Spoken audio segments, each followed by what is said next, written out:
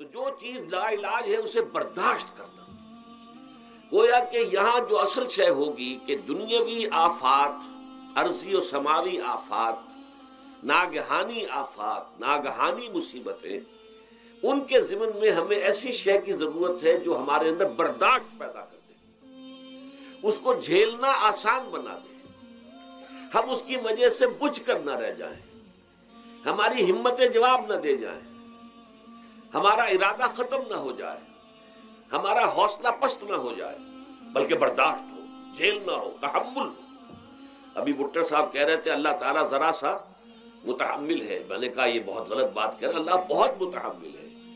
وہ ذرا سا تو یوں سمجھیے کہ ان کے کہنے کے انداز میں یہ بات آ گئی، ذرا سا رحیم بھی ہے، نہیں وہ بہت رحیم ہے، بہت متحمل ہے، بہت حلیم ہے۔ لیکن یہ کہ ہمیں یہ جو آفات سماویہ اور عرضیہ ہیں جو ہمارے اوپر آ جاتی ہیں اللہ کی طرف سے، ان کے ضمن میں ذہنی ایک ایٹیچیوڈ پیدا ہو جائے، سوچ کا ایک خاص رخ بن جائے، انسان کے احساسات ایک خاص طرز پر ڈھل جائیں، تو پھر ان کو برداشت کرنا آسان ہو جاتا ہے۔ فرش التراب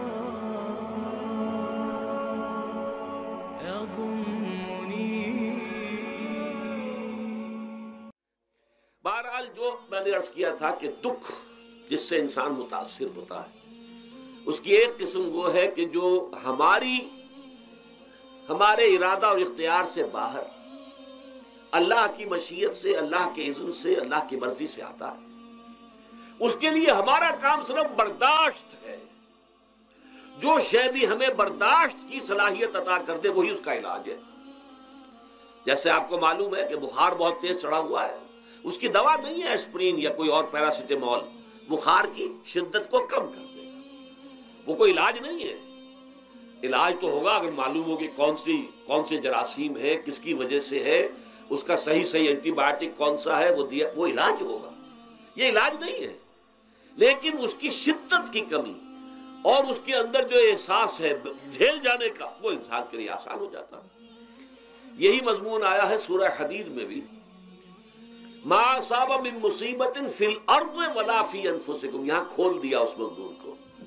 میں نے عرض کیا تھا نا کہ یہ آفت سماوی بڑے پیمانے پر بھی ہو سکتی ہے، زمین میں یعنی زلزلہ آ گیا، فلڈ آ گیا، طوفان آ گیا، ولا فی انفسکم، خاص تمہاری جان میں، تمہیں بخار ہو گیا، تمہیں ٹی وی لگ گئی، تمہیں کوئی اور بیماری آ گئی، تمہیں کینسر ہو گیا، معاذ اللہ ثم معاذ اللہ، ہوتا ہے، آخر ہوتا ہے، دنیا میں انسانی زندگی کے ساتھ یہ ساری چیزیں لگی ہوئی ہیں۔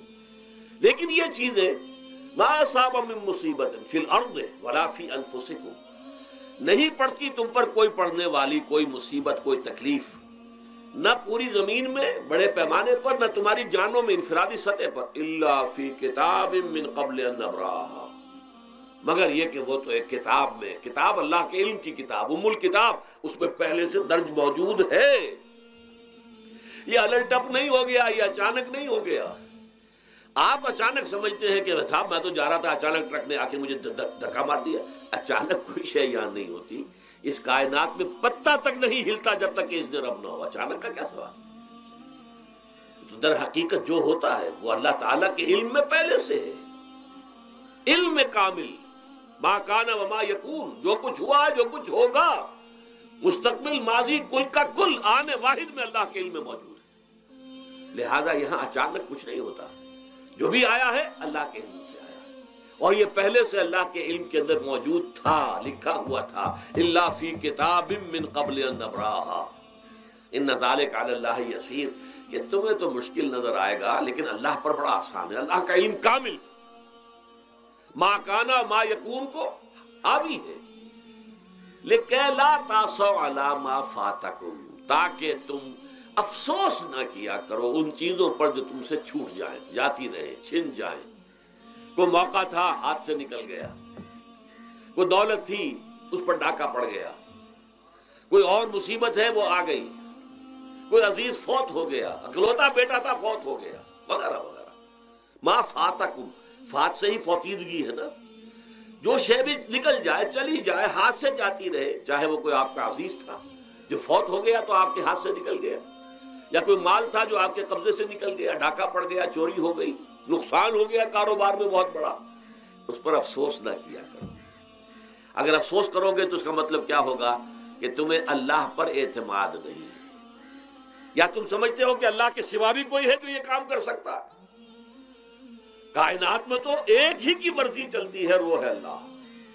لہذا اگرچہ وہ کسی کے ذریعے سے تکلیف آپ کو پہنچی ہے، کسی نے آپ کو پتھر مارا ہے، وہ پتھر ہو سکتا ہے آپ کو نہ لگتا، لگ گیا ہے تو اللہ کے فیصلے سے لگا ہے، اس کا باپ بھی نہیں پتھر مار سکتا آپ کو اگر اللہ کا اذن نہ ہو۔ لہذا آپ پتھر مارنے والے کو بھی مجرم سمجھیے، ٹھیک ہے، اس سے بھی قصاص لینے کا آپ کو حق ہے، لیکن یہ جان لیجئے کہ جو آیا ہے پتھر وہ اذن رب سے آیا ہے۔ اب ظاہر بات ہے کہ اگر یہ کیفیت ہوگی تو غصہ اتنا نہیں ہوگا اس شخص پر کہ جس نے یہ کام کیا ہے۔ اس وقت اصل میں میرا موضوع جو ہے وہ اس دنیا میں دکھوں کا علاج۔ دکھ ایک تو وہ ہے کہ جو ناگہانی طور پر آ جاتے ہیں، اس میں ہماری کسی غلطی کو دخل نہیں ہوتا۔ وہ کوئی آفت سماوی ہے، کوئی زلزلہ آ گیا ہے، ابھی آپ کو معلوم ہے بھوج جو قصبہ تھا گجرات سٹیٹ کا، انڈیا کا پورا ختم ہو گیا، اس میں بہت سے مسلمان بھی تھے۔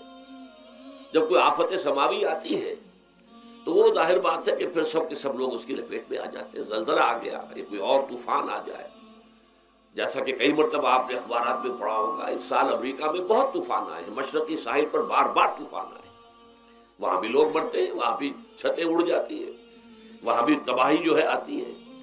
تو اس حوالے سے ایک تو ہے وہ ناگہانی آفات، آفت ارضی ہو یا آفت سماوی ہو، زلزلہ ہے یا آفت ارضی ہے، طوفان آ گیا ہے، کوئی سائیکلون آ گیا یا آفت سماوی ہے، یا کوئی آسمان سے بڑا سا پتھر آ جائے۔ آپ کبھی کبھی اخبارات میں پڑھتے ہوں گے کہ ایک بڑی چٹان پاس سے گزر گئی، بہت بڑی خلائی چٹان جو ہے زمین کے قریب سے ہو کر گزر گئی، زمین بچ گئی، ورنہ اگر وہ زمین سے ٹکرا جاتی تو نہ معلوم کتنا بڑا یہاں پر تباہی کا معاملہ ہوتا۔ بڑے بڑے جو ہے شہاب گرتے رہے زمین کے اوپر، بڑی بڑی تباہیاں آتی رہی ماضی میں۔ تو ایک تو یہ ہے، اور ان میں بھی تقسیم کیجئے یہ ناگہانی تکلیف، ناگہانی مصیبت، یا کوئی آفت سماوی یا آفت ارضی، اس کی بھی پھر دو قسمیں ہو گئی۔ ایک وہ کہ جو افراد کو متاثر کرتی ہے انفرادی سطح پر، آدمی سڑک پر جا رہا تھا، پیچھے سے آ کر کسی گاڑی نے ٹکر ماری، گر گیا، ٹانگ ٹوٹ گئی۔ اب ظاہر بات ہے کہ اس میں اس کا کوئی قصور نہیں ہے، یہ اللہ تعالیٰ کی طرف سے بات آ گئی ہے۔ یا یہ کہ کوئی اگر اجتماعی سطح پر آیا، جیسا کہ زلزلہ ہے، یا جیسا کہ کوئی سائیکلون ہے، کوئی بڑا طوفان ہے، بہت بڑے فلڈز آ گئے ہیں۔ اس وقت بھی موزمبیق میں بہت بڑا فلڈ آیا ہوا ہے، ساؤتھ افریقہ میں، اور افریقہ میں پچھلے سال بھی بہت بڑا فلڈ آیا تھا، بڑی تباہی آئی تھی، آ رہا۔ تو یہ آفت سماوی، یہ ظاہر بات ہے کہ اجتماعی سطح پر آتی ہے، بڑی بڑی مقدار میں، تعداد میں لوگ متاثر ہوتے ہیں، لاکھوں لوگ بے گھر ہو جاتے ہیں، ہزاروں آدمی مارے جاتے ہیں۔ تو پہلی شکل جو ہے دکھ کی، جیسا کہ میں نے عرض کیا، وہ ناگہانی دکھ، کوئی آفت ارضی، کوئی آفت سماوی، خواہ وہ انفرادی ہو خواہ اجتماعی۔ اس کے ضمن میں کیا علاج ہے؟ ظاہر بات ہے کہ اس کا علاج یہ تو نہیں ہو سکتا کہ آپ اس کو ختم کر سکیں۔ انگریزی کا ایک محاورہ ہے، What cannot be cured must be endured۔ جو چیز جو ہے جس کا علاج نہیں ہو سکتا وہ تو برداشت کرنی پڑے گی۔ بعض بیماریاں بھی ایسی ہیں، ڈائبٹیز ہو گئی ہے، شوگر کا مرض ہو گیا، ڈاکٹر آپ کو بتائے گا کہ بھائی اب یہ مرض جائے گا نہیں، اب آپ کو اس مرض کے ساتھ ہی اپنے آپ کو ایڈجسٹ کر کے اپنی غذا وغیرہ اس کے مطابق طے کر لیجئے، ورنہ یہ کہ یہ نہ سمجھیے کہ یہ مرض چلا جائے گا۔ تو what cannot be cured must be endured۔ لہذا ان آفت سماوی و ارضی، چاہے وہ انفرادی سطح پر متاثر کرتی ہوں انسانوں کو اور چاہے اجتماعی سطح پر، اس کا تو علاج ایک ہی ہے۔ عربی میں بھی ایک محاورہ یہ ہے کہ کسی نے پوچھا تھا کہ بچھو کے کاٹے کا کیا علاج ہے؟ البکاء الی الصباح، رات کو اگر کاٹا ہے کسی بچھو نے تو روتے رہو صبح تک، یہ علاج ہے، اس کا اور کوئی علاج ہے ہی نہیں۔ تو جو چیز لا علاج ہے اسے برداشت کرنا، گویا کہ یہاں جو اصل شے ہوگی کہ دنیاوی آفات، ارضی و سماوی آفات، ناگہانی آفات، ناگہانی مصیبتیں، ان کے ضمن میں ہمیں ایسی شے کی ضرورت ہے جو ہمارے اندر برداشت پیدا کر دے، اس کو جھیلنا آسان بنا دے۔ ہم اس کی وجہ سے بجھ کر نہ رہ جائیں، ہماری ہمتیں جواب نہ دے جائیں، ہمارا ارادہ ختم نہ ہو جائے، ہمارا حوصلہ پست نہ ہو جائے، بلکہ برداشت ہو، جھیلنا ہو، تحمل ہو۔ ابھی بھٹر صاحب کہہ رہے تھے اللہ تعالیٰ ذرا سا متحمل ہے، میں نے کہا یہ بہت غلط بات کہہ رہے، اللہ بہت متحمل ہے۔ وہ ذرا سا تو یوں سمجھیے کہ ان کے کہنے کے انداز میں یہ بات آ گئی، ذرا سا رحیم بھی ہے، نہیں وہ بہت رحیم ہے، بہت متحمل ہے، بہت حلیم ہے۔ لیکن یہ کہ ہمیں یہ جو آفات سماویہ اور ارضیہ ہیں جو ہمارے اوپر آ جاتی ہیں اللہ کی طرف سے، ان کے ضمن میں ذہنی ایک ایٹیچیوڈ پیدا ہو جائے، سوچ کا ایک خاص رخ بن جائے، انسان کے احساسات ایک خاص طرز پر ڈھل جائیں، تو پھر ان کو برداشت کرنا آسان ہو جاتا ہے۔ اور وہ کیا ہے؟ وہ ہمارے ایمان کا لازمی تقاضا ہے۔ ایمان ہمیں یہ بتاتا ہے کہ کوئی مصیبت اس زمین میں آتی ہے نہ تمہاری جانوں پر آتی ہے بغیر اذن رب۔ جو کچھ آ رہا ہے اللہ تعالیٰ کے فیصلے سے آیا ہے۔ یہ کوئی اندھا بہرا مادہ نہیں ہے، یہ کوئی اندھا بھینسا نہیں ہے کہ اس نے آ کے آپ کو ٹکر مار دی ہے، نہیں، یہ تو سمیع و بصیر، علیم و خبیر اللہ اور حکیم اور قدیر اللہ کا فیصلہ ہے۔ لہذا یہ من جانب اللہ ہے، اس کو تم سمجھو کہ اللہ تعالیٰ کی طرف سے ہے۔ اور جب اللہ کی طرف سے ہے تو سورہ آل عمران میں فرمایا بیدہ الخیر، اس کے ہاتھ میں تو خیر ہی خیر ہے۔ یعنی بظاہر تمہیں محسوس ہوتا بھی ہو کہ یہ میرے لیے تکلیف دہ بات آ گئی ہے، تو اس کو یوں سمجھو کہ اس کا نتیجہ جو میرے حق میں نکلے گا وہ خیر ہوگا۔ فوری طور پر تو تکلیف ہے، مجھے اچھی نہیں لگ رہی، ناگوار ہے، لیکن نتیجہ اس کا خیر نکلے گا۔ جیسے بچہ بیمار ہے، ماں اسے دوا پینے پر مجبور کر رہی، کڑوی دوا ہے، وہ تو سمجھتا ہے مجھ پر بڑا ظلم ہو رہا ہے۔ یا آپ لے گئے اسے ڈاکٹر کے ہاں ٹیکہ لگوایا ہے، وہ تو چیخ رہا ہے، رو رہا ہے، لیکن آپ کو معلوم ہے، کاش اسے بھی معلوم ہو جائے کہ یہ میرے خیر کے لیے، میرے بھلے کے لیے۔ اگر اسے یہ معلوم اور محسوس ہو جائے تو اس کی تکلیف اس کے اندر بہت کمی آ جائے گی، وہ سہار لے گا، اس کو وہ برداشت کرے گا۔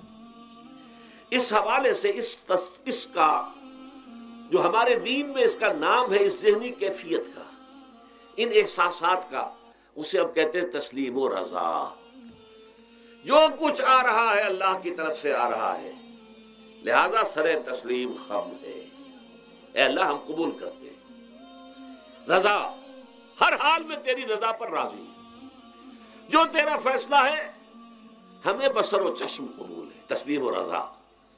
ہم بھی تسلیم کی خو ڈالیں گے، بے نیازی تیری عادت ہی صحیح۔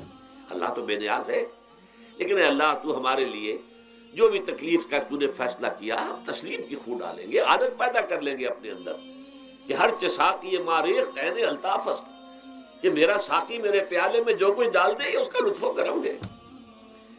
یہ مقام رضا ہے، یہ ایمان کا ایک ایسا تقاضا ہے کہ جس کو ہم کہیں گے ایمان کی حلاوت، ایمان کی مٹھاس۔ اگر آپ کا منہ کڑوا ہو جائے تو آپ چینی کھاتے ہیں تاکہ منہ کا ذائقہ ٹھیک ہو جائے۔ اگر تکالیف کی وجہ سے، دکھ کی وجہ سے آپ کے احساسات کے اندر کوئی خرابی پیدا ہو رہی ہے، یہ جو مقام رضا ہے یہ اس کے لیے قند ہے، یہ اس کے لیے چینی ہے، یہ اس کے لیے شہد ہے، یہ اس کی تلخی کو ضائع کر دینے والی شے ہے کہ اللہ تیری رضا پر راضی، راضی برضائے رب۔